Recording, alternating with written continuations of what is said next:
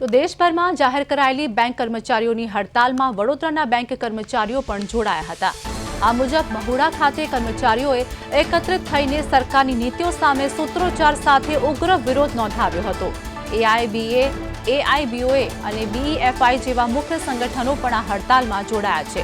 કર્મચારીઓની માંગ છે કે દર શનિવારે રજા આપી 5 ડે વર્કિંગ અમલમાં મૂકવામાં આવે અને નવા લેબર કોડને પાછો ખેંચવામાં આવે। યુનિયનોને ભીતિ છે કે નવા નિયમોથી મેનેજમેન્ટને કામના કલાકો વધારવાની સત્તા મળશે। હડતાલના પગલે બેન્કિંગ સેવાઓ પ્રભાવિત થતા ગ્રાહકોને મુશ્કેલીઓનો સામનો કરવો પડી શકે છે।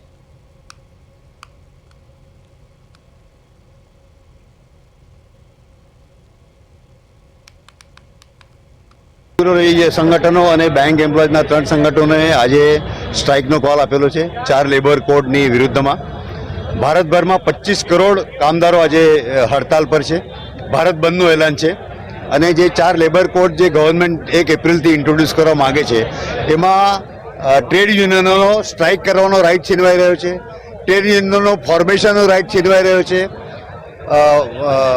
મહિલાઓ માટે નાઇટ શિફ્ટ ચાલુ કરવાની વાત છે, પ્રાઇવેટાઇઝેશન તરફ આ બધું જઈ રહ્યું છે અને આ તમામ મુદ્દાઓને આવરીને આજનો આ 10 કેન્દ્રીય સંગઠનો અને બેંક કર્મચારીઓના 3 મેજોરિટી સંગઠનોએ આજનો સ્ટ્રાઇકનો કોલ આપેલો છે અને આ સ્ટ્રાઇકનો કોલ આપ્યા પછી જો આનું નિરાકરણ નહીં આવે તો સેન્ટ્રલ ટ્રેડ યુનિયનો દ્વારા અને 3 બેંક કર્મચારીઓના સંગઠનો દ્વારા આગળ જલદ કાર્યક્રમ પણ આપવામાં આવશે।